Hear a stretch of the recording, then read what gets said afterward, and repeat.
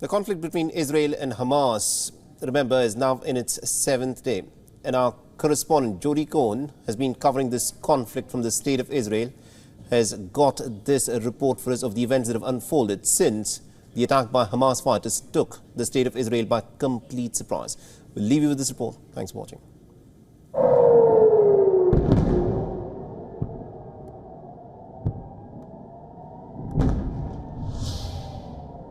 Day 1, it's Shabbat, the Jewish day of rest, and Simchat Torah, one of the holiest days in the year, a time of festivities in Israel. 6 a.m, I'm woken up to sirens blasting, warning me and my family to run to the shelter. My first thought is this a mistake, a false alarm?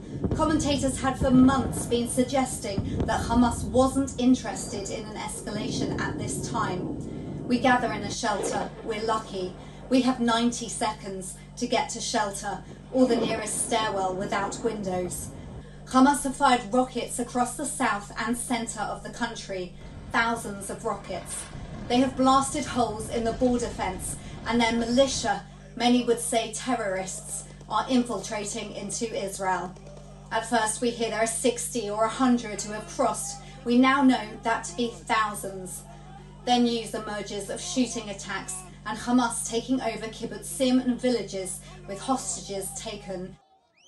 People are asking, where was the army? How could there have been such an intelligence failure? And a state of emergency is declared. My editor sends me a video and asks if it's verified.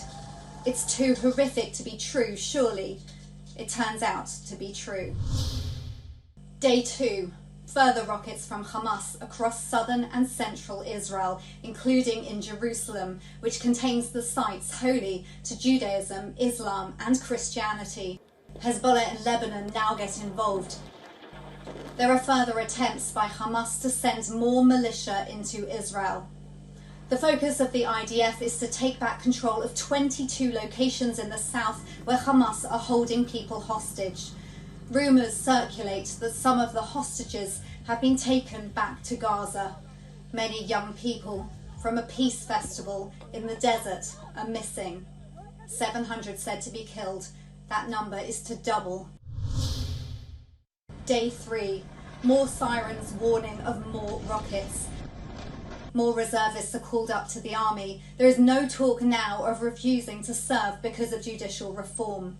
Communities are rallying around to send aid packages to families who can't get out to buy food. There are reports of 130 hostages taken by Hamas, mostly Israelis, but also people from 30 other countries. Day 4. People are asked to volunteer to dig graves. There are repeated supportive statements from US President Biden and Indian Prime Minister Modi. The US, UK, Germany, France and Italy issue a statement condemning Hamas, quote, for their appalling acts of terrorism. In Gaza, meanwhile, Hamas says it will film the execution of hostages for any Israeli strike carried out without prior warning. Day 5. As the fighting with Hamas militia within Israel ends, the horror is unfolding. 70 dead discovered at Kfar Aza. IDF Major General Itai Verev says it's not a war or a battlefield, it's a massacre. The first plane carrying munitions from the US arrives. There's now shelling from Syria. And Benny Gantz from the Israeli opposition agrees to join the coalition in an emergency unity government. The IDF says behind every strike is a Hamas target, that the scenes in Gaza are difficult to watch, but that the fighting will intensify. 260,000 Palestinian civilians leave their homes to seek shelters in places like schools. They say there's nowhere to go. Day 6. Defence Minister Gallant shows uncensored video of Hamas's atrocities to NATO defence ministers. US Secretary of State Antony Blinken arrives in Israel and says he comes with a clear message that the US has Israel's back. He says Israel has an obligation to defend itself. He said a second US aircraft carrier is in the region, perhaps a signal to Iran and its proxies not to intervene further. Day 7. So far, over 1,300 Israelis have been found killed, the vast majority civilians, from that Saturday 7 days ago. More are still missing.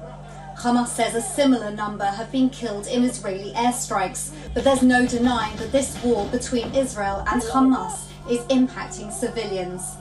So far, the Israel Air Force has dropped roughly 6,000 bombs. Areas of the Gaza Strip have been flattened. President Herzog says a grieving Israel is prepared for a long military campaign against Hamas. Israeli battalions are prepared along Israel's southern and northern borders. It's 1 week since Hamas's surprise attack, and the question on people's minds is, when will this all end? This is Jodie Cohen for WION. World is One. WION is now available in your country. Download the app now and get all the news on the move.